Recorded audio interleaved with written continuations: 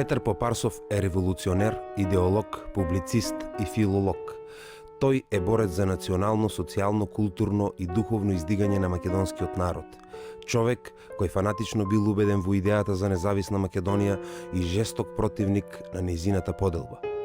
Попарсов со својата разнострана активност на македонската историска сцена обстојувал повеќе од 3 децении, пројавувајќи се низ повеќе македонски пулсации.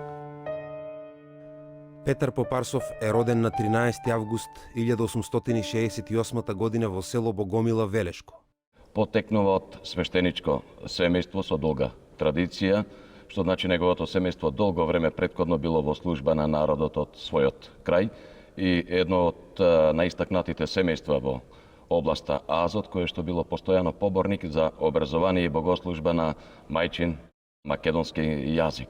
Јас сум внук на Петар Попарсов, се викам Попарсов Радомир или Граде. Еден од многуте внуци што ги има Петар Попарсов, а сум внук преку од неговиот брат Андреа. Фамилиарната лоза на Попарсови екзистира скоро 150 години. Основното образование го завршил во Богомила, а прогимназија во Велес. Во 1884-85 година се запишал во Солунската екзархиска гимназија Свети Кирил и Методи во Солун. Солун во тоа време е најголем македонски град и не само во Македонија, туку тоа е и втор град во европскиот дел на Османската империја по својата големина, град кој што со своите перформанси, културни, политички, економски, одиграл значајна улога во изградувањето на мирогледот на повеќе македонски интелектуалци од овој период. Низ клупите на оваа гимназија поминале повеќе македонски дејци кои дале белег на една цела епоха. Меѓу нив се вбројуваат Ѓорче Петров, Пере Тошев, Дамјан Груев, Гоце Делчев, Борис Сарафов и други. Доаѓањето во Солун е многу важно за Петар Попарсов, бидејќи таму се соочува со една вистина, дека делувањето на бугарската екзархија и на училиштата во кои се предава на бугарски јазик не доведува до она посакувана цел. Прво, многумина од учениците не го разбирале бугарскиот јазик. Барале да се предава на локални македонски дијалекти кои би биле поразбирливи за нив. Многу од нив своето прво бунтовно краштевање го стекнале во ученичките бунтовни во оваа гимназија. Еден таков бунт избил во 1887-88 учебна година, кога Петар Попарсов бил во 7 клас. Српскиот конзул преку домаќинот во гимназијата Темко Попов стапил во преговори со побунетите македонски ученици и им ветил стипендии во Србија доколку заминат да го продолжат своето образование во Србија. Во таа смисла тој успеал да прибере една поголема група македонски ученици, некаде околу 34 мина, и да ги насочи кон Србија. Петар Попарсов во Белград се запишал на филозофскиот факултет на одделот за филологија. Младите македонци во Белград брзо се соочиле со српската асимилаторска политика, која настојувала да ги искористи за српската пропаганда во Македонија. Српските власти во Белград се обиделе од нив да направат вистински срби, дури ја контролирале нивната преписка со домашните, инсистирајќи барајќи писмата до своите родини да ги пишуваат на српски јазик. Значи, ако некој сакал претходно да направи добри бугари, во тој момент во Белград некој сакал да ги направи добри срби. Таквиот српски став, денационализаторски и асимилаторски, предизвикал огорченост и негодување меѓу младите македончиња во Белград и уште првата година почнало да се јавува незадоволство. Сепак, тоа незадоволство кулминирало во наредната 1888-89 година, кога поголем дел од македонските ученици и студенти веќе во Белград почнале отворено да се спротеставуваат на српските асимилаторски тенденции и тоа предизвикало до еден нов бунт, помасовен бунт меѓу нив во самиот Белград. Ако во Солун тој конфликт го искористи српскиот конзул, во Белград тој ќе го направи тамошниот бугарски конзул. Тој стапува во контакт со побунетите македонски ученици и студенти и им ветува стипендии доколку заминат и го продолжат своето образование во Софија. Се разбира, при тоа и тој им ја понудил македонската опција, ветувајќи им дека во Софија ќе имаат можност да се организираат врз македонска основа, без при тоа да им пречи власт. Петар Попарсов, со оглед на фактот дека во Белград бил еден од главните организатори, всушност е и првиот исклучен од Белградскиот универзитет, а веднаш по неговото исклучување настаните проблемите во Белград ќе кулминират, па така сега една поголема група, повторно околу 30 на души, меѓу кои ето го имаме Петар Попарсов, тука и Дамјан Груев, Димитар Мирчев, под притисок на српската пропаганда биле принудени да заминат во Бугарија. Во Софија, Попарсов се запишал како редовен студент по филологија на високата школа Свети Климент Охридски. Тој и неговите другари од Белград брзо се поврзале со македонските емигранти кои биле организирани околу весникот Македонија на Коста Шахов. Под влијание на овој весник тие се организираат во Македонско студентско друштво, кое што планира да започне со издавање на едно списание кое што требало да се спротистави на туѓите пропаганди во Македонија, пред се на српската, грчката и бугарската, но од друга страна започнали да ја промовират идејата за создавање на револуционерна организација во Македонија, која што со сопствени сили треба да го избави македонското население од османска власт. Покрај Петар Попарсов, во друштвото се нашле Даме Груев, Димитар Мирчев, Христо Попкоцев, Никола Дејков и други. Плановите на друштвото биле прекинати во март 1891 година по убиството на бугарскиот министер за финансии Христо Белчев. Тогаш, поради притворање на повеќе негови активисти, друштвото привремено ја прекинало активноста. Кон крајот на 1891 година, од основите на друштвото израснала младата македонска книжевна дружина. Всушност, оваа млада македонска книжевна дружина представува продолжение на тенденциите кои што се појавиле во македонското студентско друштво и Петар Попарсов е една од круцијалните и најзначајни личности кои што одиграле значајно влијание врз оформувањето и идејните погледи на младата македонска книжевна дружина. Во контекст на своите идеи, младата македонска книжевна дружина започнала да го издава списанието Лоза, а всушност неговото име има едно символично значење, што значи да се побарат назад корените, да се побара каде е нашата лоза. Во тој контекст, ова списание отстапува од вообичаениот јазик и правопис, на кој што дотогаш излегувале сите списанија во Бугарија. Од него се изфрлат оние типични специфични знаци кои што се користат во публицистиката во Бугарија и се настојува се повеќе да се промовира македонскиот говор и неговите особености. Всушност станува збор значи за меките македонски консонанти, како што се гласовите Ќ, Ѓ, Њ и Л.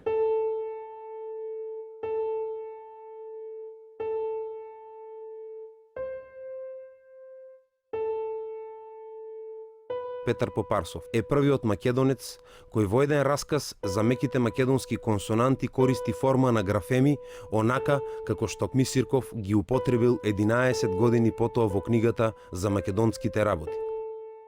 Кога ја создава младата македонска книжевна дружина списанието Лоза со еден текст на Мокров го објавува, го кажува животот на населението во Богомила и во Азот, под каков терор живеат и така натака. Он исклучува сакал македонскиот јазик да стане и литературен македонски јазик. Поради сето тоа, бугарските власти движењето на лозарите го квалификувале како сепаратистичко и го забраниле списанието. Имено провладиниот весник Слобода, кој што најчесто ги изразувал ставовите на владата на премиерот Стамболов, ќе напише еден негативен коментар за тие што го основале списанието Лоза. Едноставно ќе вели дека тие сметаат дека нивната татковина е Македонија, дека се наследници на Филип и на Александар.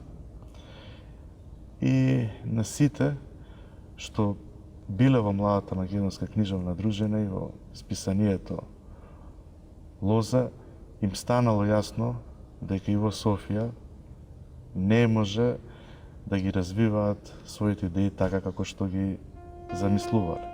Во меѓувреме, во јули 1892 година, малку пред да наполни 24 години, Петар Попарсов дипломирал на Филолошкиот факултет во Софија и се вратил во татковината Македонија.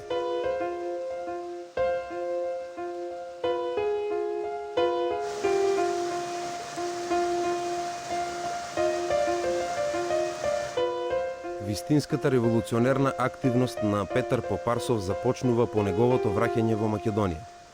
Не случајно Попарсов се нашол во комбинациите на Иван Хаџиниколов и Даме Груев за формирање на револуционерна организација.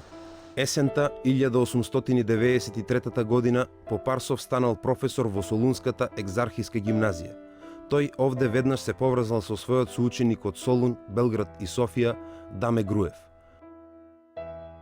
На 23 октомври или 4 ноември 1893 година Попарсов учествува на основачкиот состанок на Македонската револуционерна организација заедно со Даме Груев, Иван Хаџиниколов, Христо Татарчев, Андон Димитров и Христо Батанџиев.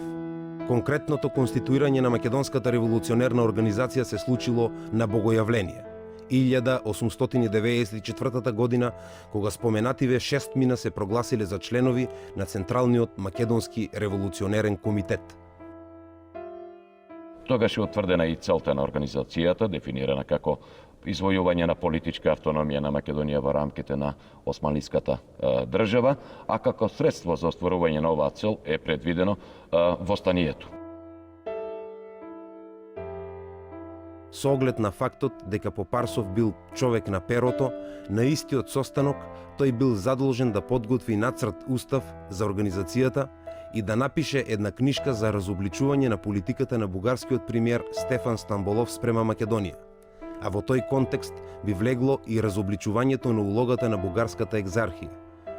Уставот кој што е изработен од страна на Петар Попарсов, а потоа и прифатен од останатите членови на Централниот комитет, всушност ја утврдува структурата и идната поставеност на Македонската револуционерна организација, а тоа е всушност врз строги централистички начела, при што најгоре, највисоко во хиерархијата на организацијата стои Централниот комитет, а потоа под него доаѓаат окружните, околиските и најдолу стојат селските комитети како основни клетки на организацијата.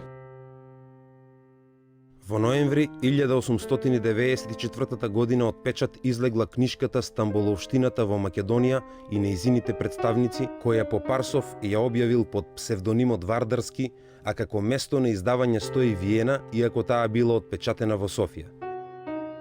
Оваа книшка името го добила по бугарскиот премиер Стефан Стамболов. Терминот Стамболовштина треба да се свати како систем на политика и бескрупулозно практикување на власта за остварување на целта. Таквата Стамболовштина имала бројни представници во Македонија, кои преку екзархиските црковни училишни општини действувале во прилог на бугарските интереси. Преку оваа книшка Попарсов ја открива основната цел на бугарската пропаганда, која преку екзархиските цркви и училишта со поткупување настојувала да создаде во Македонија бугари. Меѓутоа, Петар Попарсов на ова одговара: екзархијата дава пари и купува ветер, зашто народност со пари не се купува. Тоа е толку деликатно нешто кое што сетили дека го пазариш, изветрува. Оваа книга е една од првите позначени, така ќе се изразам, манифести на Македонската револуционерна организација, во која се трасира патот за македонската посебност во однос на соседите, особено во однос на бугарите. Независно од тоа што книгата е објавена под псевдоним и друго место, стои друго место на објавување, бугарските власти сепак брзо разбрале кој стои за оваа книжка, па набрзо следната учебна година 94-95 Попарсов веќе не добил работа во Солунската екзархиска гимназија. Во меѓувреме станал содружник на книжарницата на Иван Хаџиниколов и ја извршувал улогата на секретар на Централниот комитет. Во првата половина на 1895 година Попарсов престојувал во Велес за да го проучи и попречи действувањето на српската пропаганда во Азот. Неговите заложби против српската пропаганда се обидела да ги искористи екзархијата, поради што го назначила за секретар, инспектор на училишниот оддел при Велешката митрополија. Попарсов брзо ја согледал екзархиската игра и по еден месец поднел оставка. За време на великденските празници 1895 година Попарсов во Велес се сретнал со Гоце Делчев и го запознал со состојбата на револуционерното дело во Велес, истакнувајќи при тоа дека интелигенцијата во тој град тешко се превиткува, заради безбројните поделби на социјалисти, анархисти и други, иако сите биле добри момчиња. Во учебната 1895-96 година Попарсов бил назначен за директор на прилепските училишта, од кои повеќето биле финансирани од самата општина. Во тој период Попарсов бил именуван за председател на Прилепскиот околиски комитет. Во негово време ослободителното дело во Прилеп забележало значајни успеси. Бројот на членовите се зголемил на 300, а биле набавени и околу 40 пушки. Доследен на принципите на организацијата и своите ставови, Попарсов во Прилеп не му дозволил на главниот екзархиски инспектор Васил Канчов, подоцна министер за образование на Бугарија, да изврши надзор на прилепските училишта под изговор дека тие биле автономни. На крај, сепак му дозволил на Канчов да влезе во училиштата, но како приватно лице, а не како официјално лице. За време на великденската ваканција 1896 година, Попарсов како председател на Прилепскиот комитет учествувал на првиот конгрес на организацијата во Солун. На конгресот тој имал водечки збор по прашањето за надворешните пропаганди во Македонија и нивните последици. Неговите заложби во врска со тоа прашање нашле одраз во новиот устав на организацијата, кој оттогаш била преименувана во Тајна македонско-одринска револуционерна организација, ТМОРО.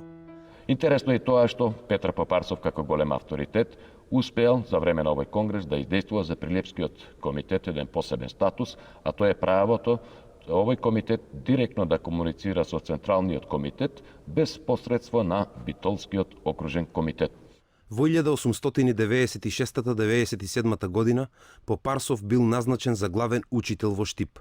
Истовремено, од Централниот комитет бил назначен за председател на тамошниот окружен комитет.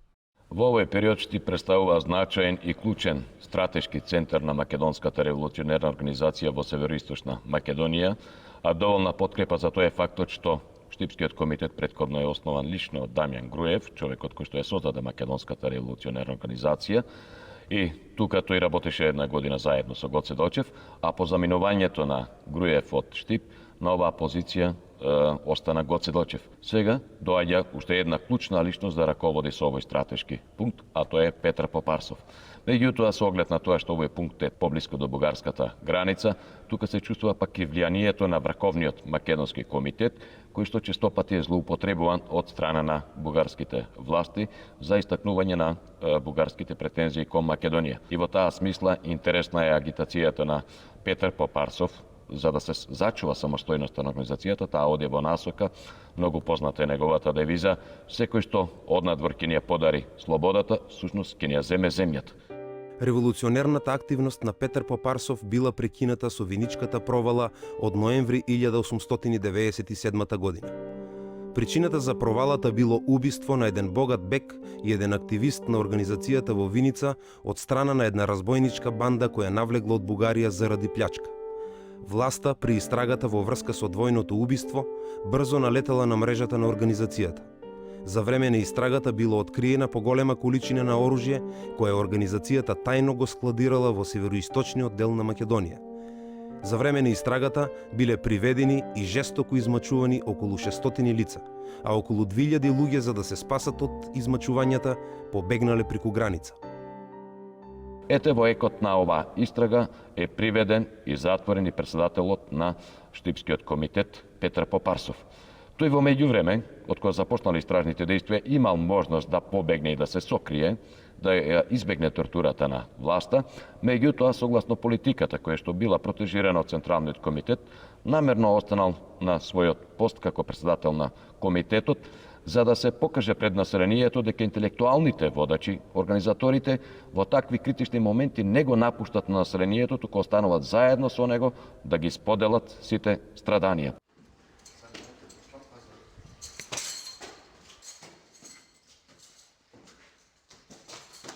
И покрај жестокото измачување, Попарсов се држал достоинствено и не признал ништо. При тоа зборувал дека не ја одобрува работата на Турција и ако тоа се смета за вина, тој е виновен. Судскиот процес во врска со овој настан бил изведен преку специјален воен суд во Скопје во март 1898 година. Судот го осудил Поп Арсов како политички престапник заради организирање на востание на вечен затвор во окови.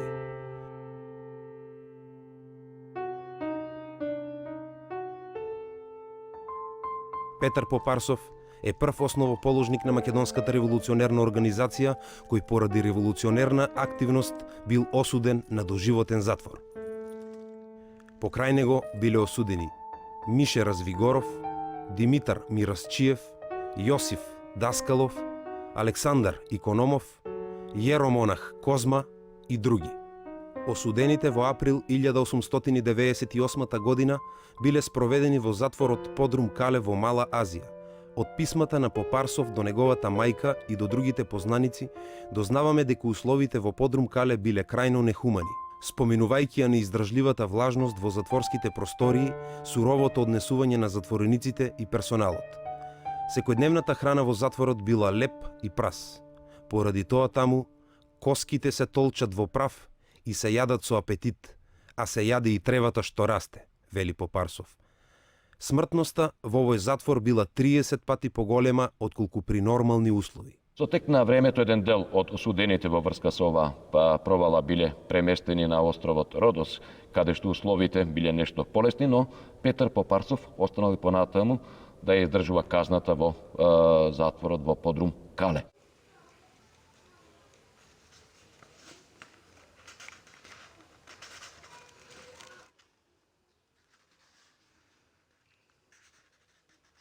Петар Попарсов, преку една дописна картичка адресирана до брат му Андреја во Богомила, се обратил до австро-унгарскиот конзул во Скопје со молба да се заложи за нивно преместување на Родос. Такви барања били испратени и од нивните родители, меѓутоа и понатаму останале во Подрум Кале. Во јули 1901 година ним им се придружила една поголема група македонски револуционери кои биле осудени поради Солунската провала. Меѓу нив се нашли членовите на Централниот комитет Христо Татарчев, Иван Хаджи Николов, Пере Тошев и Христо Матов. Во јуни 1902 година во Подрум Кале дошол и Даме Груев кој бил осуден поради поп Ставревата провала.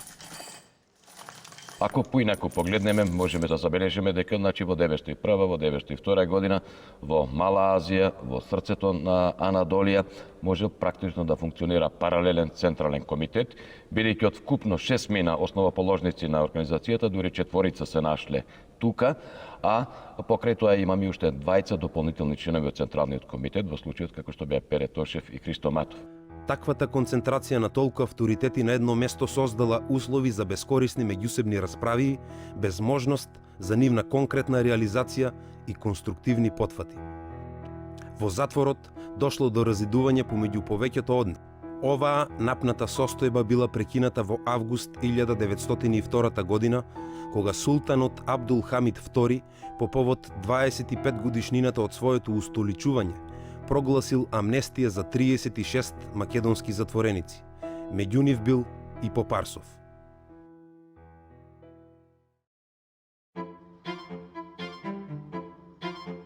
Во средината на септември 1902 година Попарсов со другите амнестирани се вратил во Солун.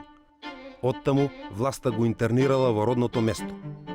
По солунските атентати во 1903 година, Попарсов повторно бил уапсен и спроведен во затворот во Скопје.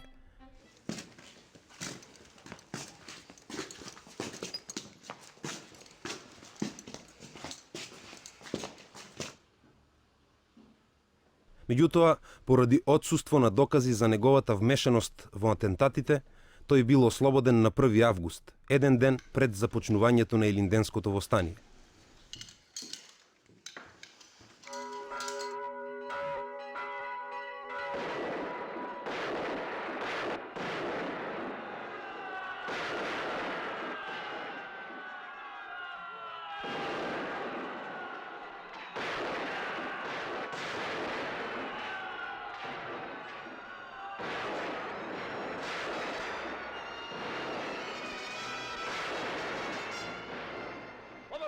Во септември 1903 година по барање на Централниот комитет од Солун, Попарсов бил назначен за учител во Скопје за да ги координира активностите на организацијата во овој град.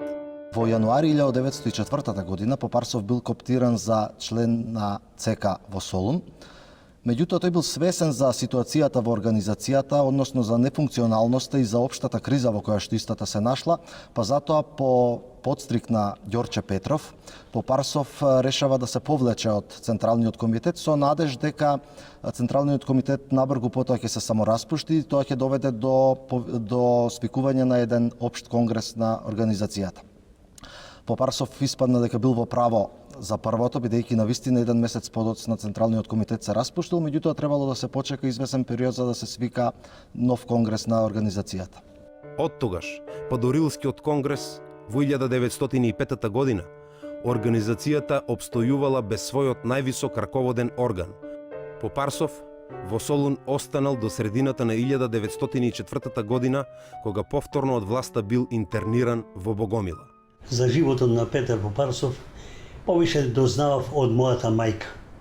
Она, како дете од 7-8 години, памти и го видела тогаш мојот дедо Петар Попарсов, кога дошол во нивната куќа на разговор, тоа е во 1905 година, да ја види состојбата во Богомила, во Азот, од пропагандните сили, и он во тоа време прави разговор со авторитетни личности во Богомила и дојдува до едно сознание дека имаат влијание и србите, и бугарите, и грците. Меѓутоа, он е задоволен што населението не го губи јазикот, обичаите и све останува како што си било во негово детство. Он си носил своje куферче и во него документи и воедно си носил прибор за послужување приликом јадење, затоа што во тоа време во Богомила и околните села секаде приборот бил дрвени лажици, дрвени што викаат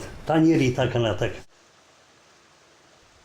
Поради постојаниот прогон од власта, Попарсов во август 1904 година бил принуден да замине за Бугарија. Во периодот од 1904 и 1905 година организацијата се нашла на крстопат, а проблемите пред се избувнувале околу идното устројство на организацијата. Петар Попарсов заедно со плејада други дејци како што се Пере Тошев, Ѓорче Петров, Герџиков и така натаму, ја зазел страната на така нареченото демократско-реформско крило во организацијата, кои што се залагале за една поширока демократизација и децентрализација во истата. Ставовите на Петар Попарсов, прокламирани неколку години претходно во неговата Стамболовштина, нашле свој одраз и во вториот окружен конгрес на Солунскиот округ, каде што меѓу другото се потенцира дека бугарската екзархија треба да се смета за непријател, исто толку опасен како што биле и патриаршијата, српската пропаганда и останатите пропаганди. Поради тоа, организацијата требало да го ограничи влијанието на екзархијата и нејзините институции да ги замени со чисто народни. Петар Попарсов не учествувал на Рилскиот конгрес во 1905 година, но од истиот бил назначен за задграничен представник на ВМОР заедно со Ѓорче Петров и со Димитар Стефанов. Со тоа што бил задграничен представник еден од најголемите борци против бугарското инволвирање во организацијата, во тој период Петар Попарсов се стремел да не се добива никаква помош од бугарските официјални институции, па затоа со оглед на нужноста од материјални средства во организацијата, истите биле принудени материјални средства да обезбедуваат од македонските емигранти и тоа по насилен пат. Токму затоа Петар Попарсов бил и уапсен како еден интелектуален виновник за тоа што се случувало за насилното собирање на материјални средства. Според српските дипломатски извештаи од Софија, Попарсов во тој период останал најдоследен борец за независност на Македонија. Тој сметал дека организацијата треба да остане наполно независна спрема Бугарија и спрема другите балкански држави. Во еден напис во весникот Балканска трибуна, Попарсов за расколот во организацијата ја обвинува бугарската влада и оние револуционери што ја прифатиле нејзината поддршка, при тоа одстапувајќи од принципите на организацијата. Според Попарсов, овие револуционери се ставиле во иста улога како грчките и српските чети во Македонија, кои биле во функција на Белград и Атина. Во меѓувреме, Попарсов ги водел подготовките за весникот Македонија, кој требал да ја афирмира идејата за автономија на Македонија и да ги обедини сите македонци независно од нивната верска, национална и политичка ориентација. Значи, во овој период по Рилскиот конгрес Петар Попарсов се повеќе станува близок соработник со дејците од Серскиот и Струмичкиот револуционерен округ, а кон оваа групација главни раководители на теренот се Јане Сандански и Христо Чернопеев, а тука тежне кон оваа група и Пере Тошев, кој што меѓувреме е пак член на Централниот комитет на организацијата. Во дипломатските извештаи тој е етикетиран во тој период како главен политички водач на оваа групација, кој што на некој начин цело време се залага за доследно спроведување на усвоените акти од Рилскиот конгрес, што значи целосна демократизација и децентрализација во македонското ослободително движење. Кон крајот на 1907 година, Попарсов како интелектуален водач на групацијата околу Сандански бил затворен од бугарските власти поради убиството на Борис Сарафов и Иван Гарванов од страна на Тодор Паница. Меѓутоа, поради отсуство на докази за негова директна вмешаност во двојното убиство, во средината на февруари 1908 година бил ослободен.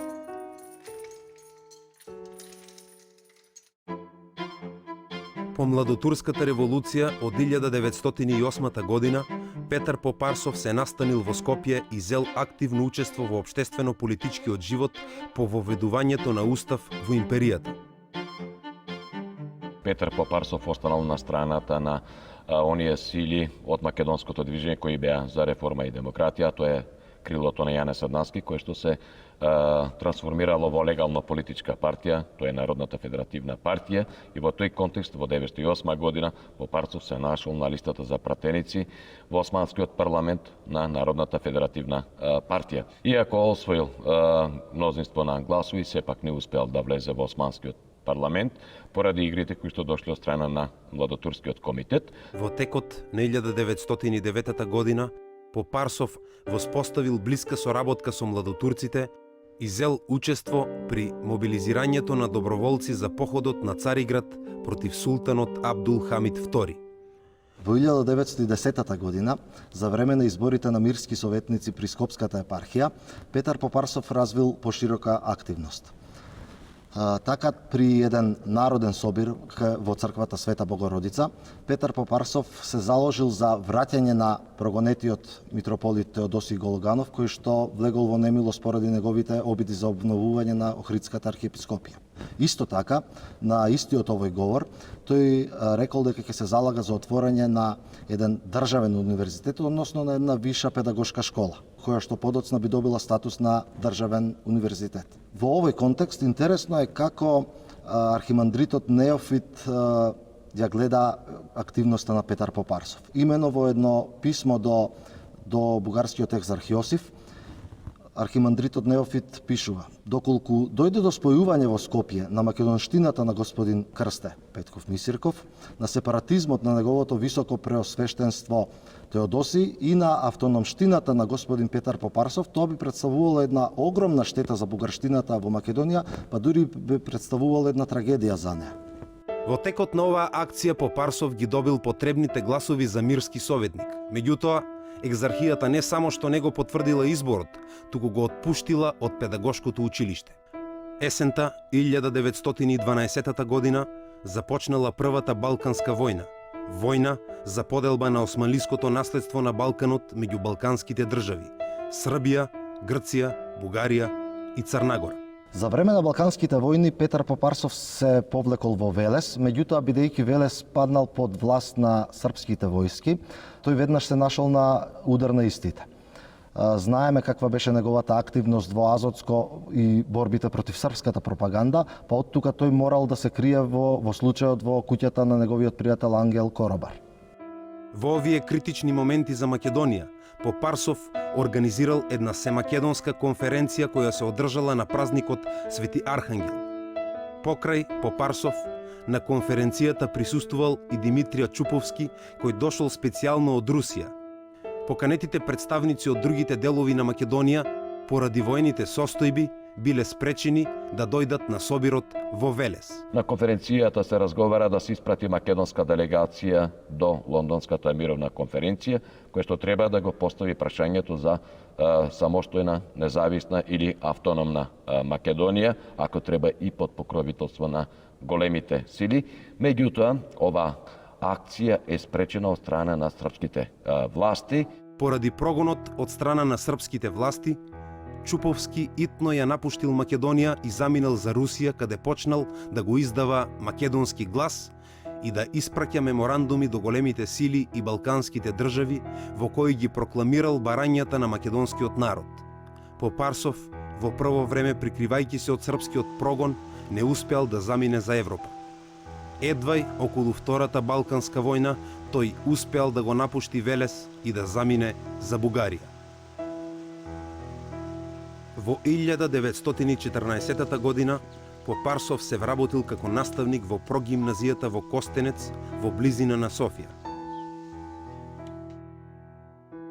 Набрзо потоа, Македонија одново била засегната од виорот на војната и од нови поделби. Крајот на Првата светска војна и предстојната мировна конференција во Париз на Попарсов му влеале нова надеж за обединување на поделената Македонија и нејзино конституирање како самостојна политичка единица. Во тој контекст, во тој период се возобновува една нова организација, наречена како Привремено представништво на поранешната ВМРО, и всушност Попарсов е единствен од основачите на некогашната Македонска револуционерна организација, кој што го потпишал апелот на привременото представништво на бившата ВМРО, со кое што се бара воспоставување на автономна Македонија. Во овој период, ставовите на Попарсов во врска со Македонија најдобро се представени во неговата статија «Распнија», која е објавена во билтенот на привременото представништво. Во неа, тој изразува надеж дека представниците на големите сили нема да допуштат поделба на Македонија по втор пат, само затоа што сите околу неа викале «Распнија».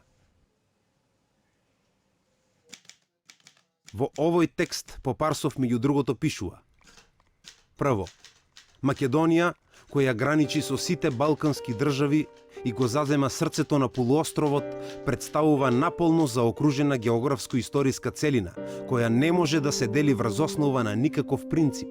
Таа има природни граници што ја делат од сите балкански држави. Високо до небото Шар и Пирин, Осоговските планини и Галичица и широкото Бело море.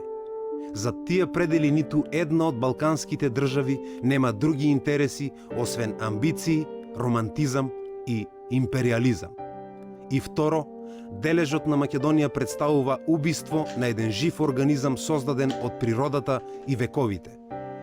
Дележот на Македонија ќе биде срам и укор за дипломатијата ако таа навистина сака да стави ред на Балканот, во што не треба да има сомнеш. Зашто ред на Балканот може да се стави само при зачувувањето на целоста и самостојноста на Македонија. Инаку никогаш. А потоа се обраќа на разумот и на совеста на Европа и на Америка да се застапат за Македонија и затоа тој вели не распнување, туку дека Македонија треба да се обедини, значи поделените делови на Македонија треба да се обединат во една единствена провинција и да се создаде автономна и независна Македонија, ако треба и под покровителство на големите сили, како меѓународен протекторат, значи со престолнина во Солун. Проникливиот Попарсов, имајќи ги предвид повеќогодишните војни меѓу балканските држави за поделба на Македонија, како и фактот дека македонската поделба представува мотив за нови војни, пишува: Македонија дури и да ја немаше, би требало дипломатијата да ја создаде, за доброто и мирот на Балканот.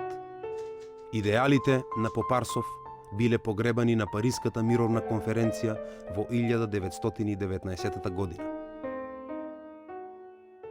Со оглед на самоистребувачката ситуација која завладеала меѓу македонските дејци во Бугарија, Попарсов во својата зрела доба останал воздржан, внимателен, резервиран, речиси со недоверба кон сите. Во тоа време контактите многу биле отежнати, откако Петар Попарсов заминал во Бугарија. Ние сме више под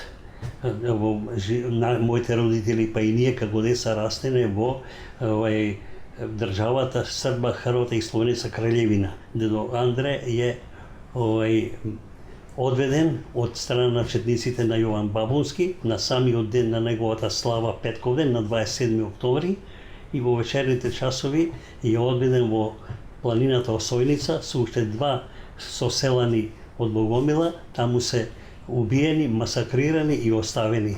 И практично он прилично е разочаран кога го разбира моментот дека е брат му убиен. Затоа што истата политика ја притежавал и Андреа Попарсов како и Петар Попарсов.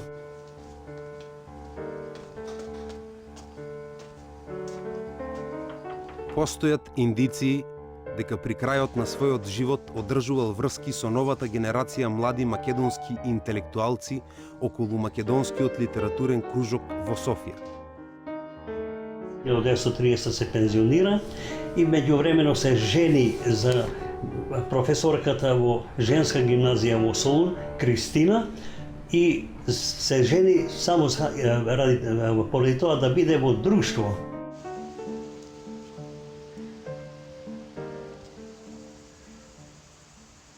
Скромен и повлечен, Попарсов починал по кратко боледување на 1 јануари 1941 година во Софија.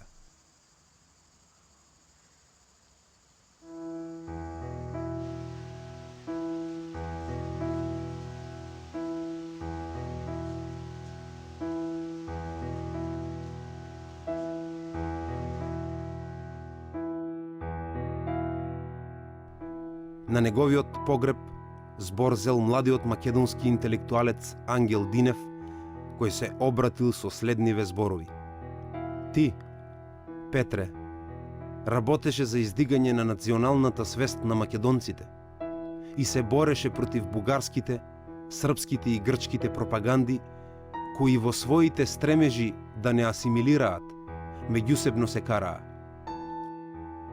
Можеби Петар Попарсов во очите на јавноста е многу помалку познат во однос, например, на Гоце Делчев или Дамјан Груев, еден од исто така основачите на македонската револуционерна организација, меѓутоа сепак треба да имаме предвид дека Петар Попарсов делуваше повеќе на образовен и на интелектуален план отколку на воен план. Постојат училишта во Република Македонија кои го носат името Петар Попарсов, такво училиште има и во Скопје. Потоа неговата куќа во родната Богомила е обележана како еден историски споменик. Исто така имаме две монографии посветени на Петар Попарсов и книгата Стамболовштината во Македонија е преведена од бугарски јазик на македонски и објавена во Република Македонија. Името Петар Попарсов за мене е обврска, голема привилегија и не е тоа само моја лична активност и моја лична заложба за Македонија како земја, како држава, значи тоа е една фамилиарна обврска која што трае овие 150 години. Сите граѓани на Република Македонија го живеат сонот на основачите на ВМРО, на илинденците, на сите оние дејци кои што со текот на годините и подоцна, значи за времето на Асмом, што се бореле за Македонија, кои што придонеле сите ние денеска да живееме во Македонија, во слободна земја и самите да ја креираме нашата иднина.